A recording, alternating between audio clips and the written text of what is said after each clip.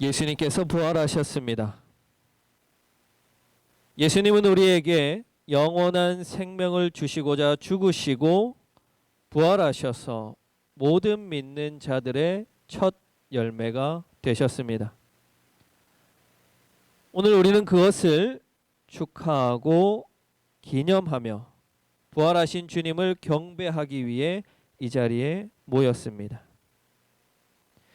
우리의 마음과 영이 오로지 부활하신 예수님을 경배하며 그 사실을 믿을 때 우리도 장차 부활하여서 주님의 영광에 참여하는 기쁨을 누리는 북삼 초대교회 성도가 되기를 바랍니다.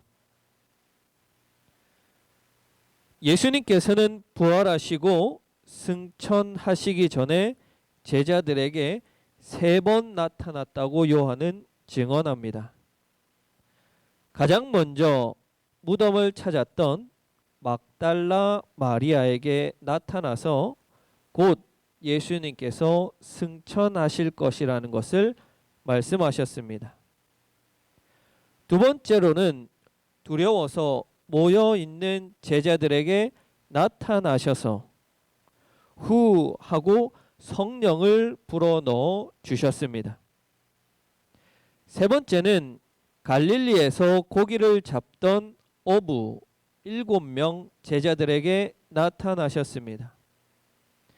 이 3번의 나타나심 가운데 바로 이 3번째 나타나심이 가장 극적이고 제자들의 뇌리에는 깊이 남는 나타나심이었습니다. 마가의 증언에 따르면 예수님께서 부활하시고 여인들이 무덤을 찾았을 때 천사는 예수님이 갈릴리로 가셨다라고 말합니다. 아마도 이 소식을 전해 들은 제자들은 갈릴리로 예수님을 만나기 위해서 쫓아갔을 것입니다. 그 넓은 갈릴리에서 막연하게 예수님을 기다리기보다는 직업이 어부였던 이 제자들은 물고기를 잡으러 갈릴리 호수로 나가게 됩니다. 그리고 밤새도록 물고기를 잡는데 그 실력이 형편없어서 못 잡은 것이 아니라 밤에 물고기가 더 잘 잡히기 때문에 밤을 새워서 이 어부 제자들은 물고기를 잡았던 것입니다. 그러나 이들은 어찌된 영문인지 물고기를 밤새도록 한 마리도 잡지 못하였습니다. 새벽 날이 새어올 때 무태 서 있던 한 사람이 배 오른쪽에 그물을 던지라고 명하였고 던진 그물에는 153마리 되는 많은 물고기가 잡혔습니다. 그때 베드로 그리고 예수님께서 사랑하신 제자 예수님과 가까이 있던 이 제자들은 소름이 돋았을 것입니다. 머리털이 쭈뼛 서고 등골이 오싹해졌을 것입니다. 왜요? 바로 예수님을 처음 만났던 그날 그 장면이 이들의 뇌리에 스쳤기 때문입니다. 누가복음 5장에서는 베드로와 예수님이 처음 만나던 날을 그리고 있습니다. 밤새도록 물고기를 잡지 못한 베드로에게 깊은 곳에 가서 그물을 내리라고 예수님은 말씀하셨고 베드로의 배에 있는 그물이 찢어지도록 많은 물고기를 잡았다라고 누가는 증언하고 있습니다. 그렇게 처음 예수님을 만나서 자신의 모든 것을 버려두고 예수님을 따르게 했던 그 사건을 어떻게 베드로는 잊을 수 있겠습니까? 그런데 그 일이 지금 이 순간 다시 재현되고 있는 겁니다. 그러자 예수님을 너무나도 사랑했고 또 예수님이 사랑하셨던 제자가 베드로를 향해서 주님이시다 말씀했을 때 베드로는 겉옷을 두르고 지체 없이 바다로 뛰어들어서 예수님께로 나아갔습니다. 그리고 나머지 제자들은 잡은 물고기들을 가지고 무트로 올라왔습니다. 베드로와 제자들이 무트로 올라왔을 때 거기에는 아침상이 차려져 있었습니다. 숯불 위에 잘 구운 생선이 있었고 막 구워낸 노릇노릇한 빵도 있었습니다. 밤새도록 잡히지 않는 그 물고기를 두고 씨름하고 고생한, 또 그래서 배가 고팠던 제자들을 향해서 예수님은 말씀하십니다. 이리 와서 아침을 먹어라. 마치 3교대 근무를 하며 밤새서 일을 하고 온 아들에게 아침 일찍 일어난 어머니가 아침상을 차려주시는 그 따뜻한 된장국이 있는 아침 밥상처럼 예수님께서는 제자들을 위해서 따뜻한 아침상 한 상을 차려주셨습니다. 예, 예수님을 모두 배반하고 도망쳤던 제자들은 넘쳐 흐르는 그 눈물을 꾹꾹 참으며 주님이 손수 떼어주시는 빵과 생선을 꾸역꾸역 먹었습니다. 부활하신 예수님께서는 제자들에게 아침상을 차려주셨습니다.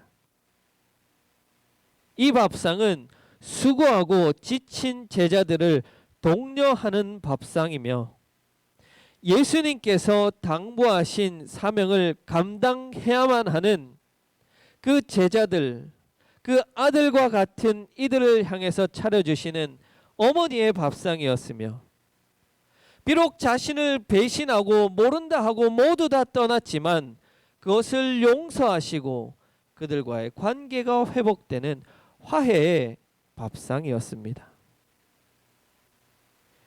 예수님께서는 그 밥상을 자신의 제자들만이 아니라 2000년이 지난 그 후에 그분의 제자로 살아가고 있는 우리에게도 오늘 부활의 아침 밥상을 차려 주십니다. 예수님께서 차려주신 밥상은 단순히 밤새도록 물고기 잡는 노동하는 데 지친 이들을 위해서 차려준 밥상이 아닙니다. 주님께서 맡기신 사명을 감당하는 사명자들에게 차려주시는 밥상입니다. 물고기를 잡는 일들은 제자들이 예수님을 만나기 전에는 자신들이 먹고 살기 위한 하나의 노동에 불과했습니다. 예수님의 제자가 된 이후에는 그것은 사람을 낚아서 살리라는 예수님의 명령이 담긴 하나의 사명으로 거듭나게 됩니다. 누가복음 5장에서 예수님께서 베드로를 부르셔서 어부인 제자들을 향해서 이렇게 말씀하십니다. 사람을 낚는 어부가 되라. 그렇게 제자들에게 사명을 주셨습니다. 비록 오늘 말씀에서 배를 타고 물고기를 잡고 있다고 기록하고 있지만 이것은 단순히 직업으로서 어부의 행위가 아니라 사명으로서 사람을 살리고 구원에 이르도록 하는 그 행위를 상징적으로 보여주고 있는 것입니다. 그래서 여기에 등장하는 7명의 제자들은 요한계시록 2장과 3장에 나오는 7 교회를 연상하게 합니다. 이들은 교회의 일을 한 것입니다. 예수님께서 주신 사명, 땅끝까지 이르러 내 증인이 되라. 그 사명을 따라서 사명자의 역할을 감당하고 있었던 것입니다. 하지만 그 결과가 신통치 않습니다. 그들이 수고하고 밤새도록 노력하였지만 단 한 마리의 물고기도 잡지 못했습니다. 소득이 없었습니다. 마치 오늘날 코로나 시대를 맞이한 우리 교회들이 한 명의 신자를 만들기 위해서 부단히 노력하지만 한 명의 신자를 만들기가 너무나도 어려운 상황과 같았을 것입니다. 그런 제자들의 마음이 낙심하게 됩니다. 그런 제자들의 마음이 무너지게 됩니다. 주님의 일을 한다고 하지만, 주님께서 맡겨주신 사명을 감당하고 하지만 그들의 손에 쥐어진 것은 아무것도 없었습니다. 그런 제자들을 향해서 예수님이 찾아오셔서 따뜻한 아침상 한 상을 차려주십니다. 다른 말씀하지 아니하시고 그저 따뜻하게 차려주시는 그 아침상을 먹은 제자들에게 예수님께서는 다시금 주신 사명을 일깨워 주십니다. 베드로를 향해서 내 양을 먹이라 라고 3번이나 말씀하셨고, 그 말씀은 베드로로 대표되는 제자들 모두에게 주신 새로운 사명이었습니다.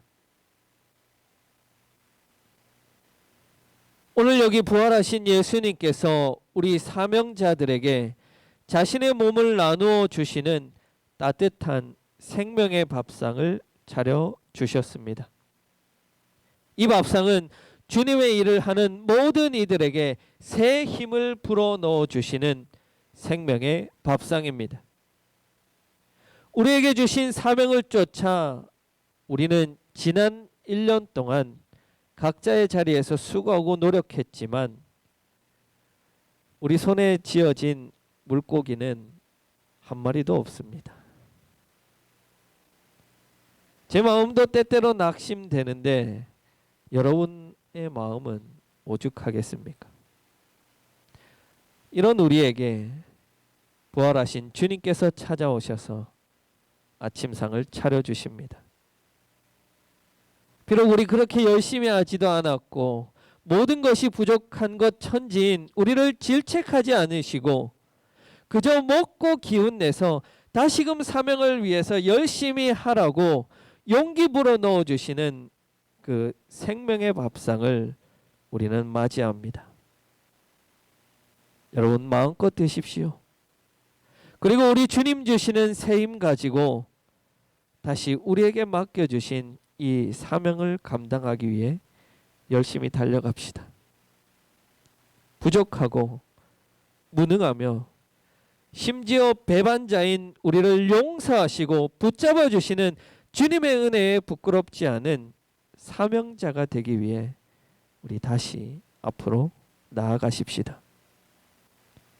주님께서 부활하신 부활의 아침 사명자들을 부르십니다. 와서 먹으라. 좌절하지 말고 새 힘내서 내가 너에게 준 사명을 위해서 다시 달려가라. 나는 너희와 항상 함께 하겠다.